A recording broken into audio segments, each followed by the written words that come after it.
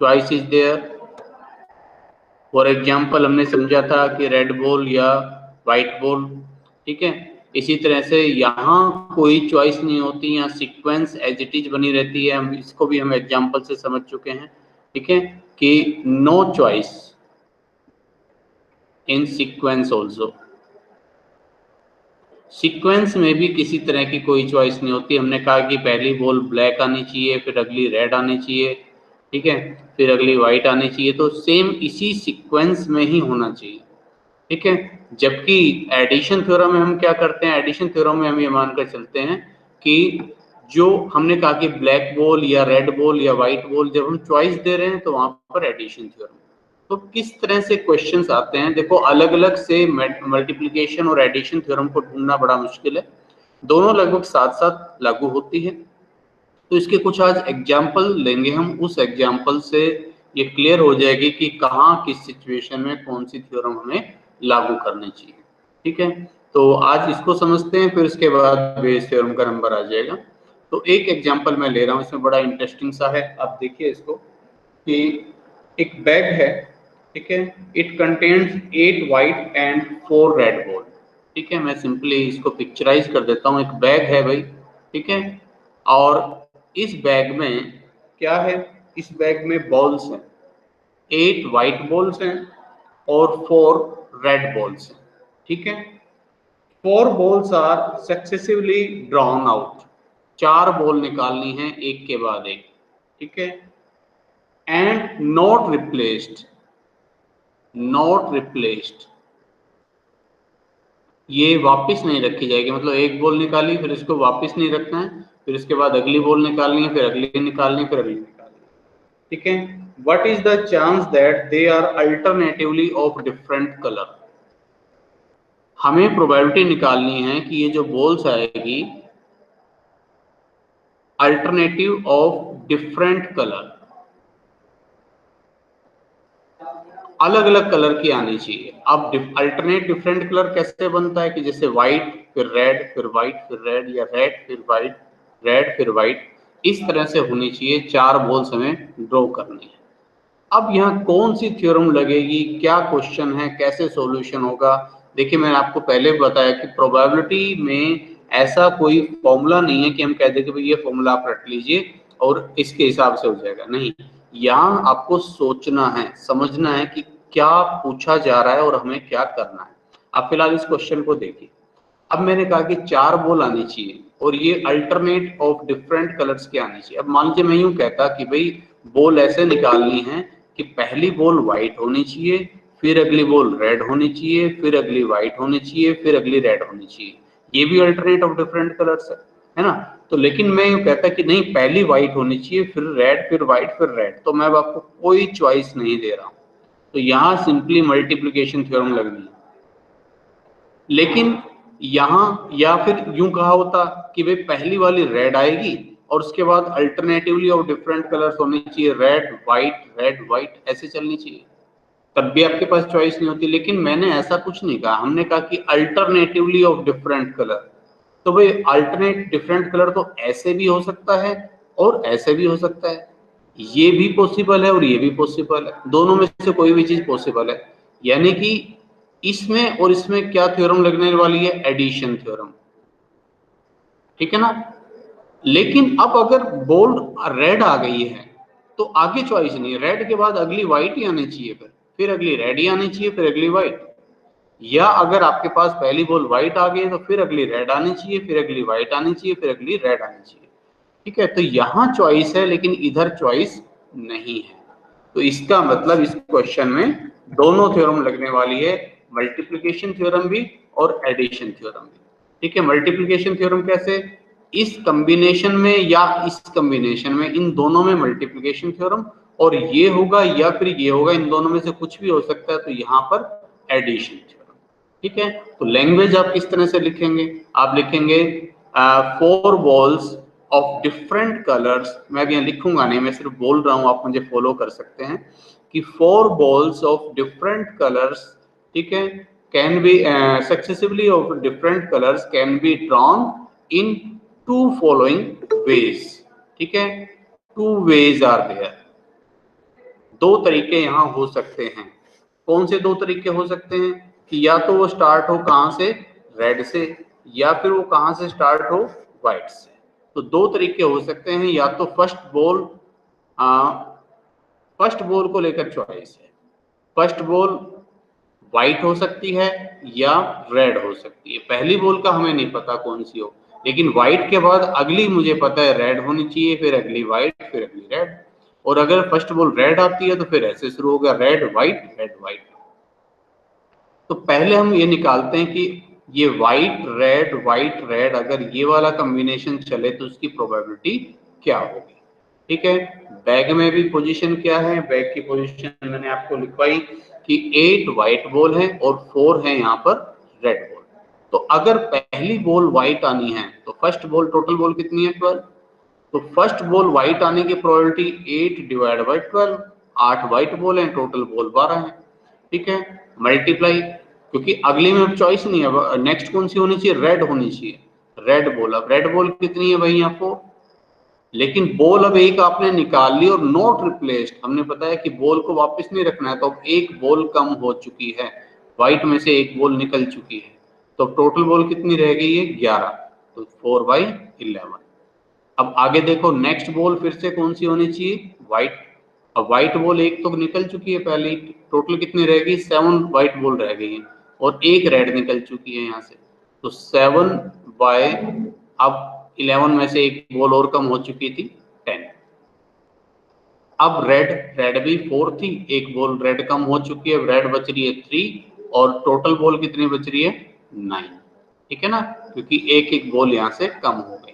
तो ऐसा हो सकता है, इसको आप मल्टीप्लाई कर सकते हैं, कितना आएगा, ठीक है, 8 मल्टीप्लाई 4 32 मल्टीप्लाई 7 मल्टीप्लाई 3, ये आ जाएगा 672 divided by 12 multiply 11 multiply 10 multiply 9, तो ये 11880। ठीक है, इसको सोल्व बाद में करते रहेंगे। या तो ये हो सकता है भाई, या फिर red white, first ball red भी तो हो सकती है। अगर फर्स्ट बॉल रेड से शुरू हुआ तो पहली बॉल रेड आने के चांसेस 4/12। अब अगली बॉल व्हाइट आएगी, व्हाइट कितनी है, 8, लेकिन बॉल एक कम हो चुकी है, 11। ये कौन सी मल्टीप्लिकेशन थ्योरम में कौन सी लग रही है, ये कंडीशनल प्रोबेबिलिटी जो हमने कल समझाई थी। ठीक है ना, इसी तरह से अब यहाँ देखो, एक बॉल, अब नेक्स्ट बॉल कौन सी होनी चाहिए, रेड। अब एक रेड बॉल तो पहले निकल चुकी है, रेड बॉल कितनी बच रही है, 3 और टोटल बॉल कितनी बच रही है, 10। ठीक है, अब इसी तरह से यहाँ से आप देखो, एक बॉल जो रेड थी वो यहाँ से जा चुकी है, ठीक है, और एक बॉल जो व्हाइट थी वो भी जा चुकी है, तो अब अगली व्हाइट आएगी, उसके चांसेस 8 में से बन गया 7 और टोटल बॉल है 9। तो 4 मल्टीप्लाई 8 मल्टीप्लाई 3 मल्टीप्लाई 7, ये 672 ही आ रहा है फिलहाल, और 11880। ठीक है, और अब ये भी हो सकता है या ये भी हो सकता है, दिस और दिस। पहली बॉल का तो हमें नहीं पता ना कि पहली बॉल व्हाइट आएगी या रेड आएगी, तो ये भी हो सकता है और ये भी हो सकता है। इसलिए हम क्या लिखेंगे, रिक्वायर्ड प्रोबेबिलिटी के लिए इन दोनों को जोड़ना पड़ेगा, एडिशन थ्योरम लग जाएगी। 672 divide by 11880 plus 672 divide by 11880। ठीक है, और इसको आप यहाँ सोल्व कर लेंगे, कितना आता है, ठीक है, उसके अकॉर्डिंगली आप इसे लिख देंगे। तो ये कितना आता है, 1344 डिवाइड बाय 11880। ये अपनी रिक्वायर्ड प्रोबेबिलिटी हो जाएगी, इसको आप सोल्व कर लीजिएगा जितनी भी है। तो इस तरह से हम लोग प्रोबेबिलिटी फाइंड आउट करते हैं, एडिशन और मल्टीप्लिकेशन थ्योरम हम इस तरह से यूज करते हैं।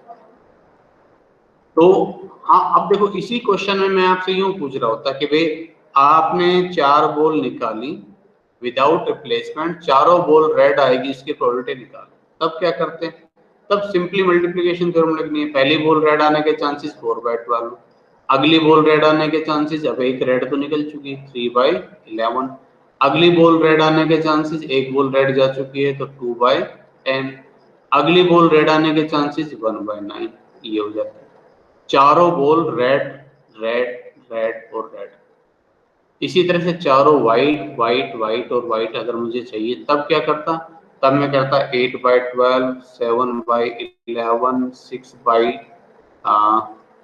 10 और 5 बाई 9। ठीक है, इस तरह से हम लोग इनको फाइंड आउट करते हैं। आइदर फॉर रेड, या मैं फॉर वाइट्स के लिए पूछ रहा होता, ठीक है, या मैं यूं पूछता कि 4 बॉल कंटिन्यूटी में सेम कलर की आएगी, find the probability of drawing 4 balls, ठीक है, सक्सेसिवली ऑफ सेम कलर। तो तब भी आपके पास चॉइस बन जाती कि 4 बॉल सेम कलर की, अब या तो रेड आ जाए या व्हाइट आ जाए। पहली बॉल में चॉइस बन जाएगी, पहली रेड आए तो चारों रेड आनी चाहिए, पहली व्हाइट आए तो चारों व्हाइट आनी चाहिए, और चारों रेड या चारों व्हाइट आ सकती है। तो अब आप इस जो प्रोबेबिलिटी को और इसको जोड़ लीजिए, तो ये आ जाएगी हमारे पास probability of drawing 4 balls, 4 successively balls of same colours without replacement. ठीक है, तो इस तरह से पहले क्वेश्चन को समझना है कि पूछा क्या है, और फिर उसके सॉल्यूशन पर बढ़ना है। एक और इलस्ट्रेशन इसी तरह की देखते हैं, देखिए इंटरेस्टिंग है वो भी, उसको आप समझें। वन मोर इलस्ट्रेशन है कि ए bag contain 5 red and 10 green balls. अभी हम बॉल पर ही काम कर रहे हैं, ठीक है। एक और बैग है, अब इस बैग में क्या है जरा देखिए, इसमें 5 रेड बॉल्स हैं और 10 ग्रीन बॉल्स, ठीक है जी, यानी कि total 15 balls are there. One ball is drawn random at random and another ball of the other colour is put in the bag. मतलब हमने इसमें से एक बॉल निकाली और उसकी जगह दूसरे कलर की बॉल रख दी, रिप्लेस बाय अनदर कलर। मतलब रेड बॉल आई तो हमने ग्रीन रख दी, या ग्रीन बॉल हाथ में आई तो हमने रेड रख दी उसकी जगह पर, ठीक है। One ball is then drawn at random from bag, find the probability that it is red. और उसके बाद फिर हमने एक बॉल निकाली और वो बॉल रेड होगी, उसकी प्रोबेबिलिटी निकाली। अब ध्यान से देखिए हम कह क्या रहे हैं, क्वेश्चन को समझिए, ठीक है। हमने कहा कि भाई देखो पहली बॉल मुझे नहीं पता कौन सी है, पहली बॉल ग्रीन भी आ सकती है और रेड भी आ सकती है, ठीक है। इस तरह से पहले थोड़ा सा ग्राफिकली बना लो, क्वेश्चन को समझ में आ जाएगा कि आपने कहा कि देखिए पहली बॉल के बारे में हमने कुछ नहीं बताया, हमने कहा कि पहली बॉल ग्रीन भी आ सकती है और दूसरी बॉल जो पहली बॉल रेड भी आ सकती है। हाँ, लेकिन करना क्या है, अगर ग्रीन आएगी तो ग्रीन की जगह हम उसको रिप्लेस कर देंगे रेड बॉल से, और रेड की जगह हम उसको रिप्लेस कर देंगे ग्रीन बॉल से। उसकी जगह अगर रेड आएगी तो उसका कलर देखेंगे, फिर रेड की जगह पर ग्रीन बॉल वापस रख देंगे। और ग्रीन बॉल आई, ठीक है, तो उसको कलर देखेंगे, अच्छा ग्रीन है तो उसकी जगह रेड बॉल रख देंगे और फिर एक बॉल निकालेंगे। अच्छा, इसके बाद जो बॉल निकालनी है सेकंड बॉल, वहां चॉइस नहीं है, सेकंड बॉल कौन सी होनी चाहिए, रेड होनी चाहिए दोनों सिचुएशन में। अब ये भी हो सकता है और ये भी हो सकता है, ये हुआ तो फिर आगे ऐसे ही होना है, ये हुआ तो भी आगे ऐसे ही होना है। तो यहाँ तो मल्टीप्लिकेशन थ्योरम, ठीक है, और इन दोनों के बीच में एडिशन थ्योरम लगेगी, ठीक है। ये ध्यान रखने वाली बात है। अब जरा आपको देखिए लैंग्वेज जरा जरूर ध्यान से लिखनी है। आप लिखेंगे it can be possible in 2 ways, first ball drawn may be either of colour green colour और रेड कलर। तो अगर फर्स्ट बॉल ग्रीन कलर की भी हो सकती है और रेड की भी हो सकती है। तो 1 बाय 1 चलते हैं। फर्स्ट बॉल अगर ग्रीन हो, ठीक है, if first ball drawn is green, if the first ball is of green color, अगर पहली बॉल ग्रीन कलर की है तो तब क्या करना है, ठीक है। तो तब देखिए आप पहले ग्रीन निकालेंगे, ग्रीन की जगह पर रेड रखेंगे, ध्यान रखना, ग्रीन निकालेंगे, ग्रीन की जगह पर रेड रखेंगे और फिर रेड निकालेंगे, ठीक है। बैक में अभी पोजीशन क्या है, अभी पोजीशन ये है कि 5 रेड बॉल हैं और 10 ग्रीन बॉल है। तो जब ग्रीन बॉल निकाल रहे होंगे तब तो बैक की पोजीशन ये रहेगी, फिर ग्रीन निकलेगी और उसकी जगह पर रेड रख देंगे, तब क्या हो जाएगा, रेड बॉल तो हो जाएंगी 6 और ग्रीन बॉल रह जाएंगी 9, है ना। और फिर उसके बाद रेड बॉल निकालनी है। तो आप देखिए पहले तो ग्रीन बॉल निकालने की प्रोबेबिलिटी और फिर उसके बाद रेड बॉल आने की प्रोबेबिलिटी। तो ग्रीन बॉल कैसे आएगी, ग्रीन बॉल निकाली तब तो बैक की पोजीशन है ये, और ग्रीन बॉल आने के चांसेस है 10/50। फिर उसके बाद रेड निकालनी है, तो ग्रीन की जगह हमने कौन सी रख दी बॉल, ग्रीन की जगह पर हमने रेड बॉल रख दी। अब रेड बॉल हो गई है इस बैग में 6, ग्रीन बॉल रह गई, एक निकल गई, उसकी जगह वापस रखा नहीं उसको, तो 9। अब मुझे चाहिए कौन सी, रेड बॉल, तो इसकी प्रोबेबिलिटी हो जाएगी 6/50, ठीक है। तो 60/225, आई थिंक कोई डाउट नहीं होगा इस चीज में। अच्छा, अब पहली बॉल रेड कलर की भी तो हो सकती है। if the first ball is of red color, अगर पहली बॉल रेड कलर की होगी तब क्या होगी, देखो पहली बॉल रेड निकालेंगे, उस टाइम तो बैक की पोजीशन ये रहेगी, 5 रेड बॉल हैं, 5 रेड बॉल हैं और 10 ग्रीन बॉल है, और फिर उसकी जगह ग्रीन रेड की जगह रखेंगे कौन सी, ग्रीन। फिर बैक की पोजीशन क्या बन जाएगी, फिर रेड बॉल तो रह जाएंगी 4 और ग्रीन बॉल हो जाएंगी 11, ठीक है, एक बॉल ग्रीन बढ़ जाएगी और फिर मुझे रेड बॉल निकालनी है, ठीक है। तो जरा देखिए पहली बॉल रेड आने के चांसेस 5/15। अब 5/15 बॉल है, 5/15 चांस है कब, जब पहली बॉल मैंने निकाली और वो कौन सी होनी चाहिए, रेड। लेकिन सेकंड में कोई चॉइस नहीं दे रहा हूँ मैं, सेकंड में कह रहा हूँ रेड ही होनी चाहिए। अब सेकंड रेड आने से पहले आप देखो बैक की पोजीशन क्या हो गई है, रेड तो एक कम हो गई और ग्रीन हो गई है ज्यादा, एक 11। तो अब रेड बॉल आने के चांसेस 4/15।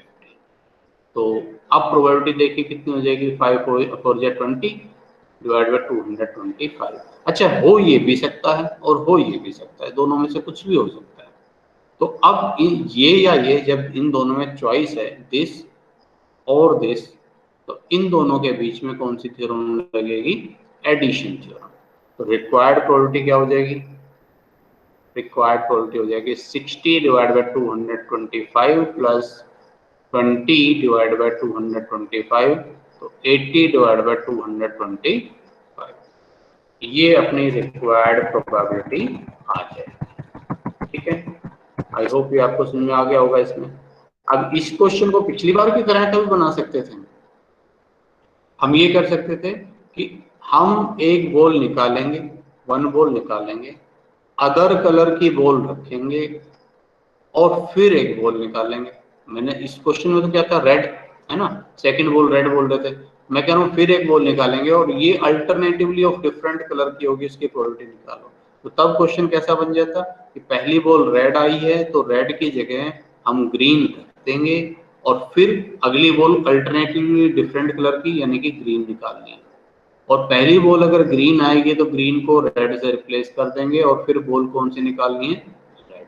और ये या ये इनमें से कुछ भी हो सकता है, तो दोनों को जोड़ लेंगे, ठीक है ना।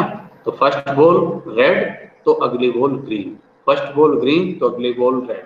लेकिन इस बीच भी इन बिटवीन हमने कर क्या दिया है कि रेड जो था उसकी जगह ग्रीन रख दी है, ग्रीन जो थी उसकी जगह रेड रख दी है।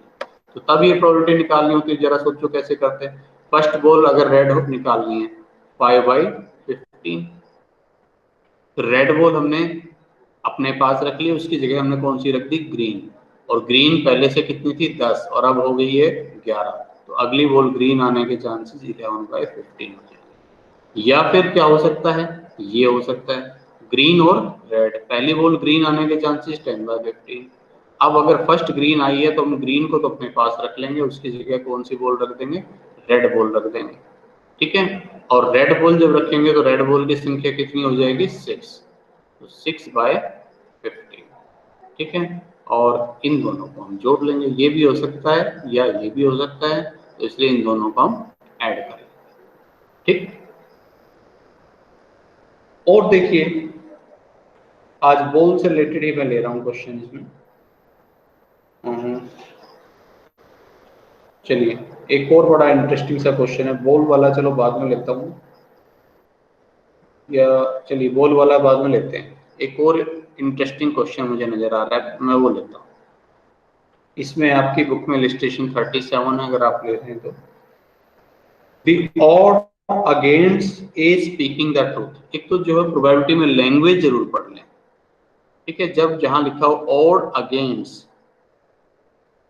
ठीक है, odd against A speaking the truth, speaking the truth, इसके चांसेस 3:2 ये लिखा हुआ है कि ए सच बोलेगा, उसके अगेंस्ट प्रोबेबिलिटी, इसका मतलब ये 3 और जो 2 है ना, इसका मतलब ए सच नहीं बोलेगा वो चांसेस 3 हैं, तो ए सच बोलेगा वो चांसेस 2 हैं। अगेंस्ट का मतलब जो दिया हुआ है उसका उल्टा, और against A speaking the truth, ठीक है।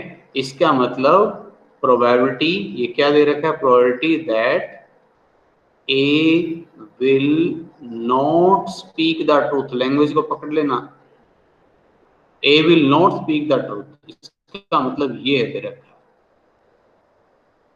और ये चांसेस कितने हैं, 3/5 है ना, ये रेशो है, तो सम ऑफ रेशो कर लेंगे भाई। सच नहीं बोलेगा वो चांसेस 3 है, मतलब एक तरह से ए 3 स्थितियों में सच नहीं बोलता और 2 परिस्थितियों में सच बोलता है। इसका मतलब टोटल 5 परिस्थितियों में से 3 बार सच नहीं बोलता और 2 बार सच बोलता है, ठीक है। तो ए सच नहीं बोलेगा, उसकी प्रोबेबिलिटी 3/5, इसका मतलब ये। और दूसरा है odds in favour be speaking the truth, यहाँ लिखा हुआ है ऑड्स इन फेवर,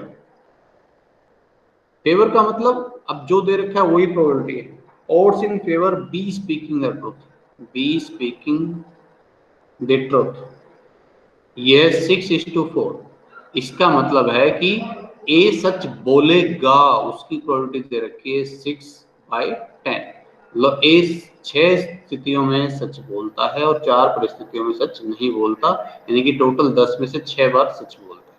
इसका मतलब है प्रोबेबिलिटी दैट ए, सॉरी ए नहीं बी, ठीक है, विल स्पीक द ट्रुथ, इसका मतलब ये 6/10, ठीक है। तो पहले तो इनको समझना है कि हमें क्या गिवन है, ठीक। अब आगे हम बढ़ते हैं, find the probability that both A and B will contradict, चलो उस पर बाद में आएंगे, कई चीजें पूछी हुई है।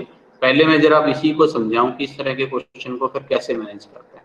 तो पहले आप जरा इसको ठीक से लिख लीजिए, आप लिखे probability that A will speak the truth, तो ए सच बोलेगा उसकी प्रोबेबिलिटी निकालो, पी ए। अब ये 3/5 है, ए सच नहीं बोलेगा उसकी प्रोबेबिलिटी, सच बोलेगा उसके कितने हो जाएगा, 1 - 3/5, 5 में से 3 बार सच नहीं बोलता, यानी कि 2 बार सच बोलता है, 2/5। और पी नॉट ए सच नहीं बोलेगा, ये दोनों निकाल लीजिए, ठीक है, 3/5 आ गया। इसी तरह से बी की हमारे पास ऑलरेडी है कि बी सच बोलेगा उसकी प्रोबेबिलिटी, तो बी सच नहीं बोलेगा उसकी प्रोबेबिलिटी और निकाल लेंगे, probability that B will speak the truth, B सच बोलेगा उसकी प्रोबेबिलिटी, ठीक है। तो पी बी ये कितनी है, 6/10, ये तो मैंने ये रखा है। तो B will not speak the truth, B not हो जाएगा 4/10, कैसे है, 1 - 6/4 कर देंगे, 1 - 6/10 कर देंगे, सॉरी, तो 4/10 बी के सच ना बोलने की प्रोबेबिलिटी आ गई, ठीक है। अब मैं चलो आपसे पूछता हूँ कुछ चीजें अलग अलग, मैं अब आपसे पूछता हूँ इसमें कि find the probability that both will speak the truth, both will speak the truth, दोनों सच बोलेंगे उसकी प्रोबेबिलिटी।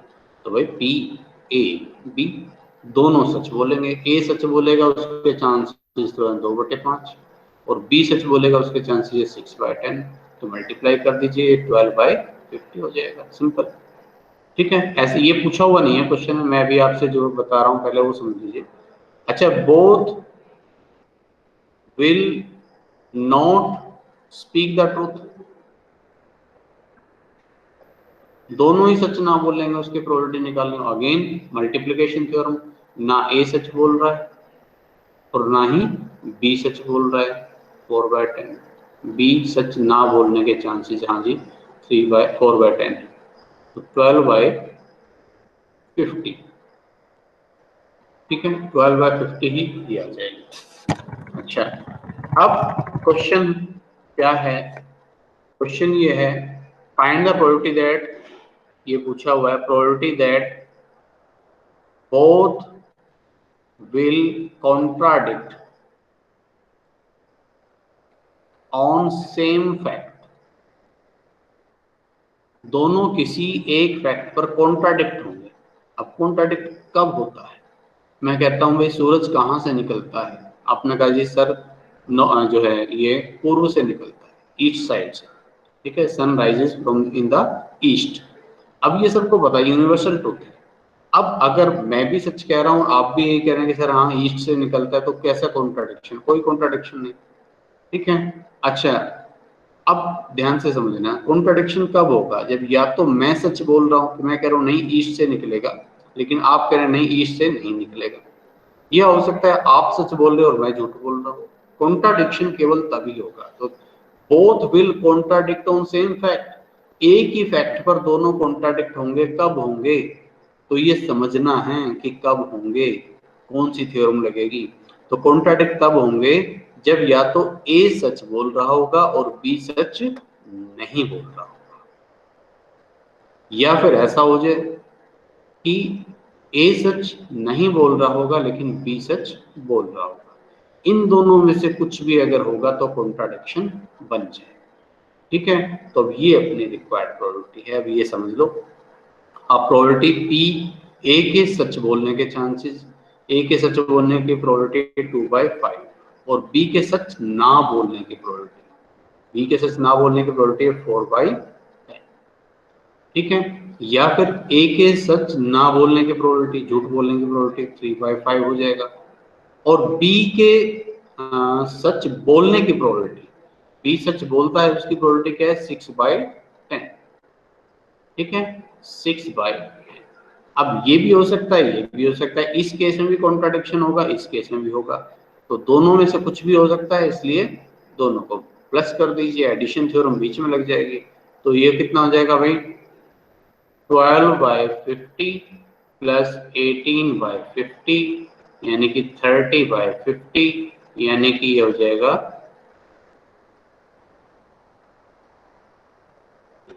3/5। 3/5 चांसेस इस चीज के हैं कि दोनों किसी फैक्ट पर कॉन्ट्राडिक्ट कर सकते हैं, ठीक। अब दूसरी चीज मैं आपसे पूछ रहा हूं, find the probability that they will जो है agree on same fact. Sir वो 8/50 आएगा, 12/50 नहीं आएगा। कौन सा भी? ये जो नहीं 2/5 गुना 4/10। नहीं बेटा, यही है 3/5 और 6/10, तो ये इसकी 18 जो प्रोबेबिलिटी है ना, ये प्रोबेबिलिटी ए सच बोलेगा और बी झूठ बोलेगा, इसकी हाँ जी, ए सच बोलेगा, अच्छा ये 8 है,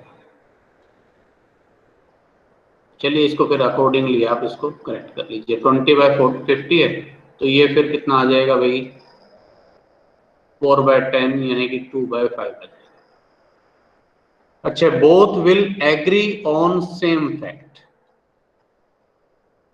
दोनों एक ही फैक्ट पर एग्री करेंगे, इसकी प्रोबेबिलिटी क्या है।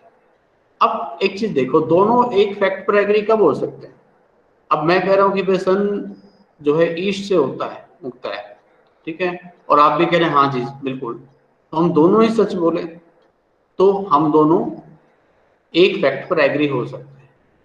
और दूसरा दूसरा क्या हो सकता है, हम दोनों ही झूठ बोले, मैं कहूँ हाँ भाई सन तो नॉर्थ से उगता है, आपने कहा हाँ जी नॉर्थ से ही उगता है, दोनों हाँ में हाँ मिला रहे हैं, दोनों झूठ बोल रहे हैं, तो उस केस में भी हम दोनों एग्री हो सकते हैं। तो find the probability that both will agree on same fact, तो either both are speaking truth और बोथ स्पीकिंग लाई। तो ये हो सकता है या ये हो सकता है। ए के सच बोलने के चांसेस, देखो ए के सच बोलने के चांसेस है 2/5 और बी के भी सच बोलने के चांसेस है 6/10। इसी तरह से ए झूठ बोल रहा है, उसके चांसेस 3/5 और बी झूठ बोल रहा है, उसके चांसेस 4/10। ठीक है, और इसको आप सोल्व कर लीजिए। 12 और ये 12, दोनों 12 ही आ रहे हैं, 24/50 आ जाएगा। ठीक है, 12/25 जो भी आ रहा है, मतलब ये उसकी प्रोबेबिलिटी हो जाएगी। अब ट्विस्ट है जो इसमें थर्ड पॉइंट पूछा गया है। अब मैं आपसे जो बोल रहा हूँ उसको ध्यान से समझिए, मैं लिख देता हूँ बल्कि। ठीक है, if both are agree on same fact find the probability. बड़ा इंपॉर्टेंट क्वेश्चन है, कई बार आया हुआ एग्जाम में। Find the probability that the statement is true. जो स्टेटमेंट है वो ट्रू है, इसकी प्रोबेबिलिटी निकालो। दोनों एक फैक्ट पर एग्री हैं, मैं आपसे बता रहा हूं, गिवन है। अब मैं पूछ नहीं रहा हूं प्रोबेबिलिटी आपसे, मैं कह रहा हूं दोनों एक फैक्ट पर एग्री हैं।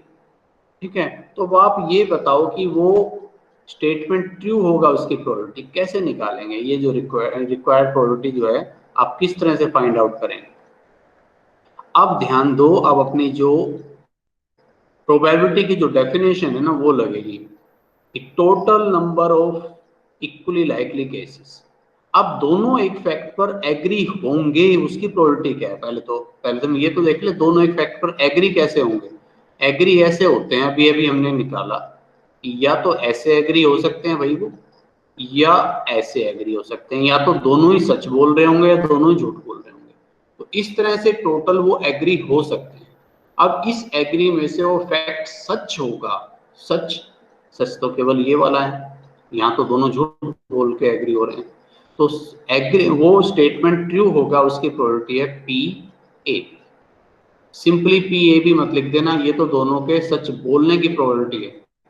ठीक है, दोनों सच बोल रहे हैं लेकिन दोनों एग्री हैं साथ में, ये नहीं होगा, ये अधूरा रह जाएगा। अब मैं जो कह रहा हूँ, देखो गिवन प्रोबेबिलिटी ये है कि दोनों एग्री हैं एक फैक्ट पर, और अब आप उनको निकालना है कि वो फैक्ट ट्रू भी होगा। जो एक फैक्ट मुझे पता चला कि दोनों एक फैक्ट पर हाँ एक ही तरह की बात बोल रहे हैं, अब मैं कैसे फाइंड आउट करूं कि जो स्टेटमेंट है वो ट्रू भी होगी? तो वो रिक्वायर्ड प्रोबेबिलिटी ध्यान से देख लो, इस तरह से फाइंड आउट करेंगे। तो PAB दोनों के ट्रू होने की प्रोबेबिलिटी क्या है? ये देखो, ये वाली है। ठीक है, 12/50। अच्छा, दोनों के एग्री होने की प्रोबेबिलिटी 12/50 प्लस दूसरा कितना था? दूसरा भी 12/50 था, 12/50। ठीक है, तो यानी कि अब आप इसको सोल्व कर लीजिए। ये 12/50 और इसको डिवाइड कर सकता हूँ, 24/50 है, तो 50/24। ठीक है, 24/50 लिखना चाहिए यहाँ तो। अच्छा, फिर हम मल्टीप्लाई करेंगे तब ये रिवर्ट हो जाएगा, 50/24, यानी कि 1/2।